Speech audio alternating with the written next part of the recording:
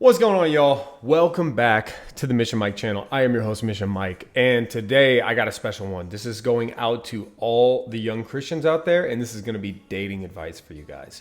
And why am I an expert on this? Because I married the most hottest chick ever who loves Jesus, and I want all of you, whether you're male or female, to get the exact same thing. I want you to have it all right? I want you to get a spouse, husband or wife, who's going to love Jesus more than you know what I'm saying? And bring out the best version of yourself.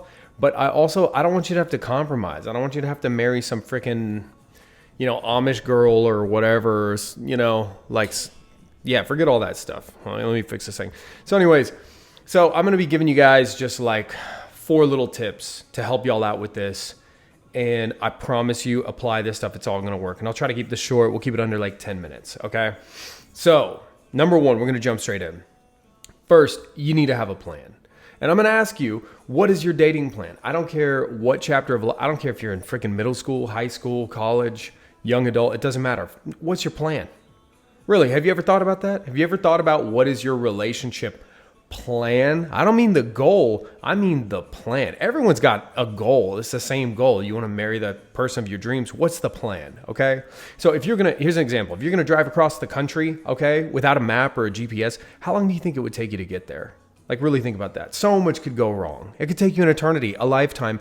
Ask an old single person and they'll tell you not having a plan is a bad idea and usually how you end up lost or making a lot of mistakes. With a GPS, you're going to get there immediately. So just develop a good plan. Come up with a plan of what you want, when you want it by, what you're going to do to accomplish that. I can help you with all those details in later videos, but you need a plan. Okay, number 2, what do you want? All right. You need to write a list for your dream spouse.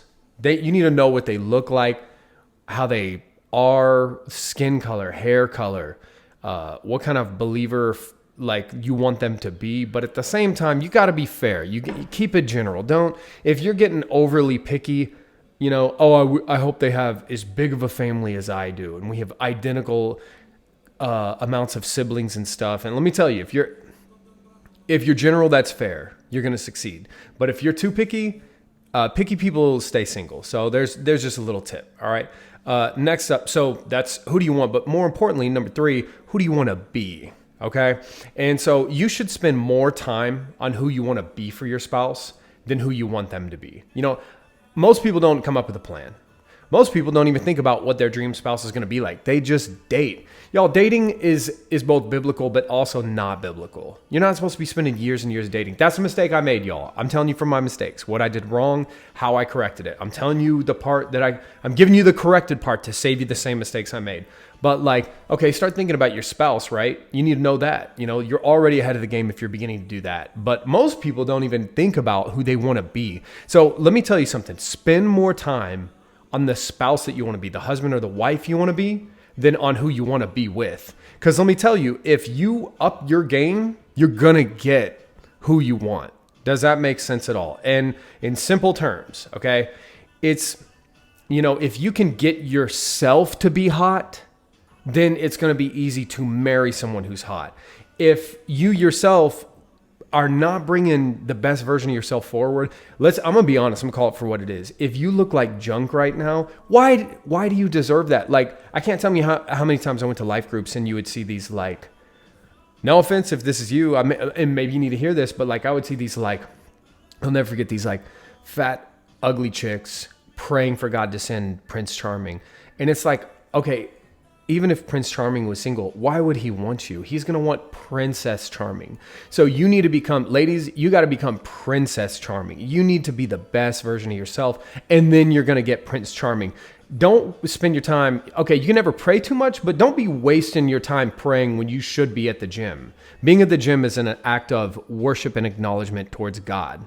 Okay, he's not going to get mad at you for taking care of the body he gave you, the temple. So value it. So spend time on upping your game, okay? And it's a lot easier to marry someone who's hot than it is to try to change someone and make them into that. Does that make sense at all? So, in other words, just up yourself. Make a list of your greatest version of yourself that you could possibly be. What would you look like?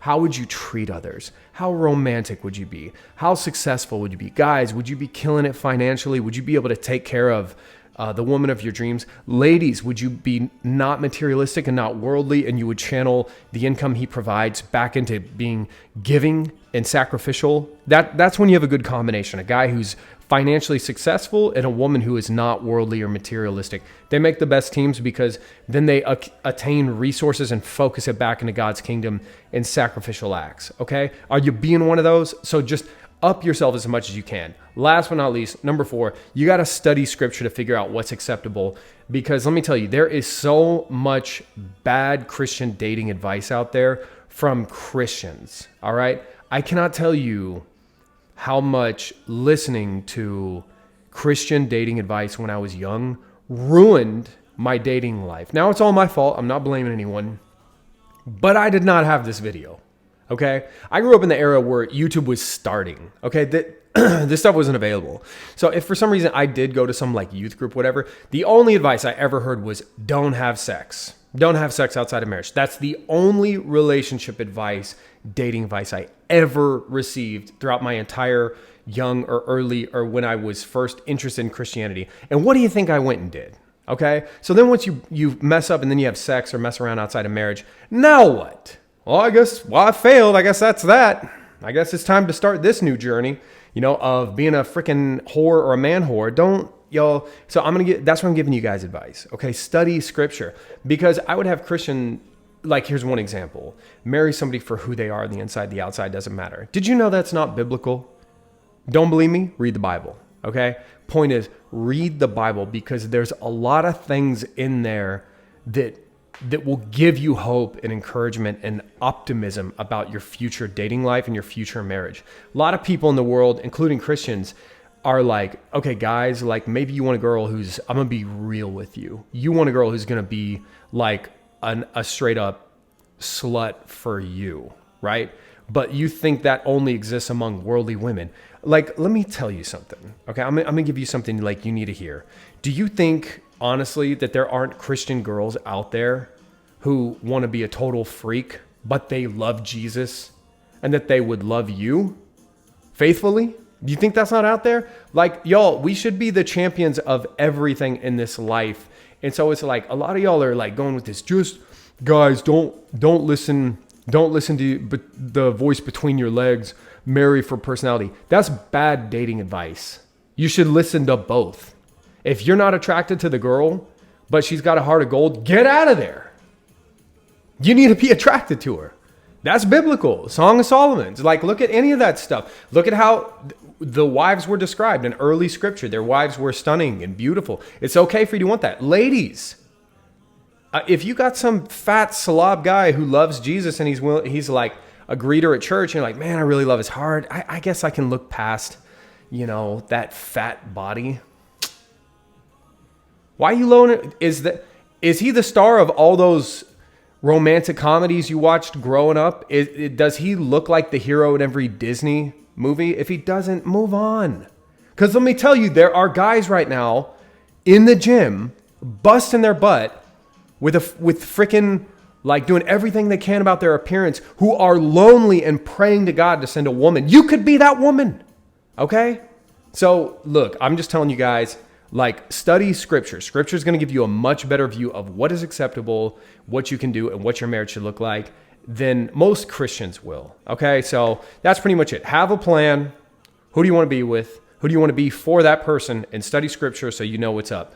Hope this helps. Hey, if it did help, there's a little link below where you guys can buy me a coffee whenever you meet that special someone. Hey, you owe me, okay? Because I did help you out. So, but for real, hey, and if you need any prayer, any help, anything in your walk, head over to mymission.work and holler at your boy Mission Mike. I'm here for you guys. I'm rooting for y'all. Y'all are the future. And I just, I was like, man, let me make a video that I wish I would have had when I was younger. So love you guys, rooting for y'all. Talk to you soon.